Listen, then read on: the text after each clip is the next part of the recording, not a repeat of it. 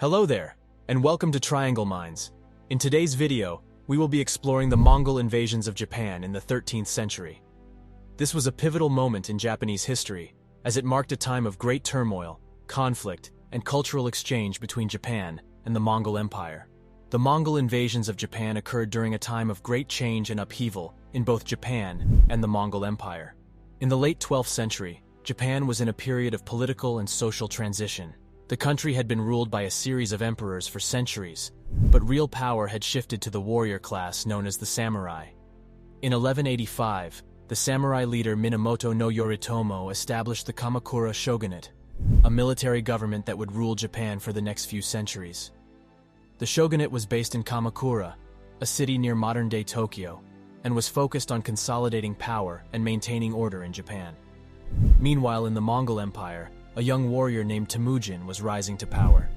He would later become known as Genghis Khan and would go on to build one of the largest empires in history.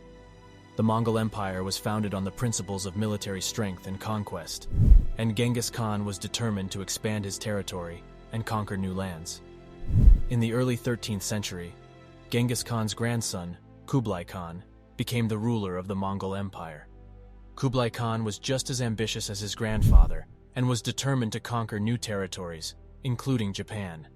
At the time, Japan was seen as a valuable target for the Mongols. The country was known for its wealth, and Kublai Khan believed that he could use Japan as a base to launch further attacks on China and other neighboring countries. In 1268, Kublai Khan sent envoys to Japan, demanding that the country submit to Mongol rule. The Japanese government, led by the Kamakura shogunate, refused the demand and began preparing for a possible invasion. The first Mongol invasion of Japan in 1274 was a major event in the history of the two nations. At the time, Japan was divided into several smaller regions, each with its own powerful samurai warlords who were constantly vying for power and territory. In contrast, the Mongol Empire was a vast, powerful, and rapidly expanding empire that had conquered much of China and Central Asia and was now looking to expand further.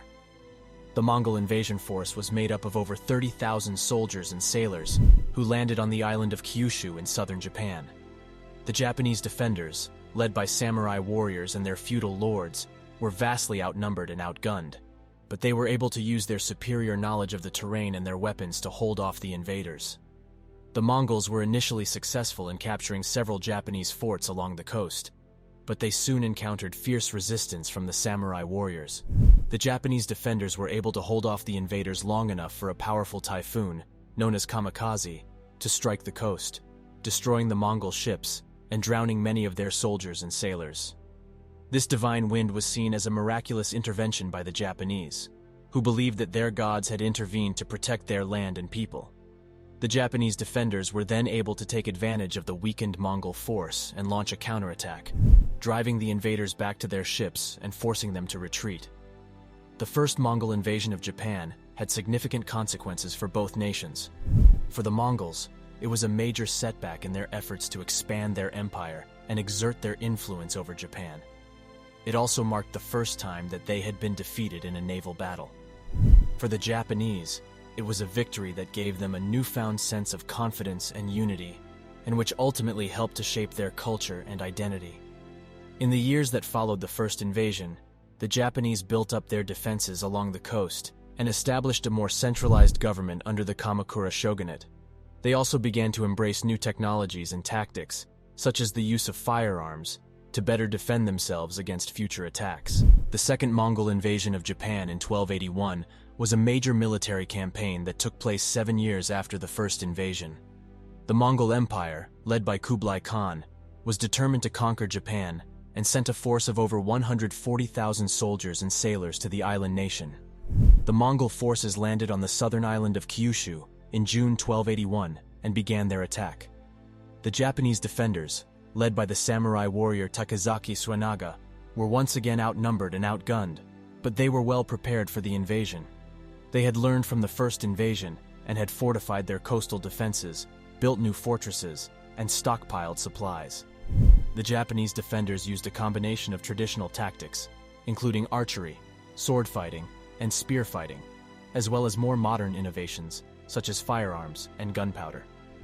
The Mongols were initially successful in taking several forts and cities along the coast, but they faced fierce resistance from the Japanese defenders.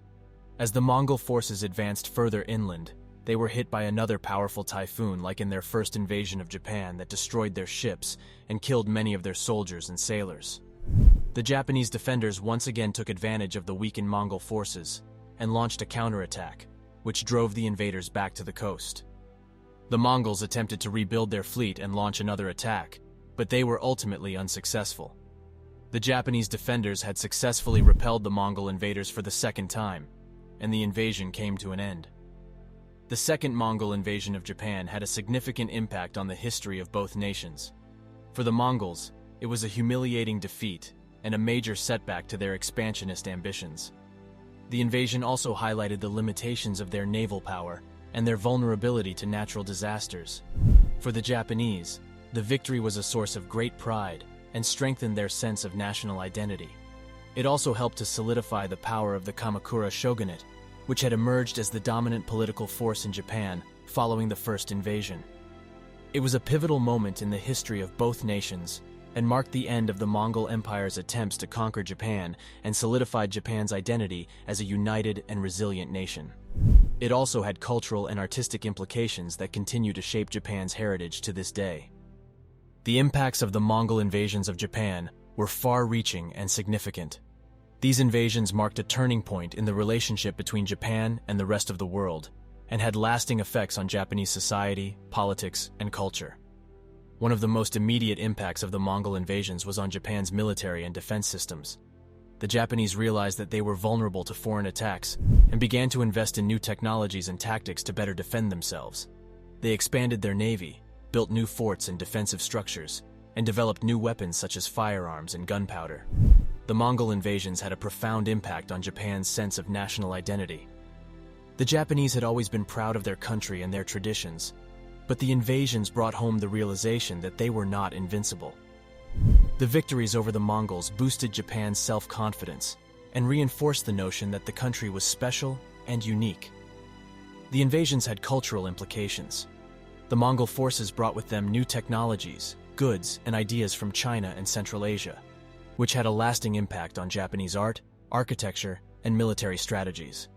The invasions also contributed to the spread of Buddhism in Japan, as the Mongols were followers of Tibetan Buddhism. The Mongol invasions had significant political implications.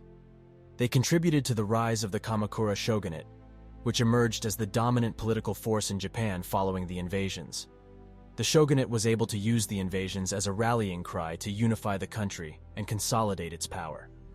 Lastly, the invasions had an impact on Japan's relationships with other countries.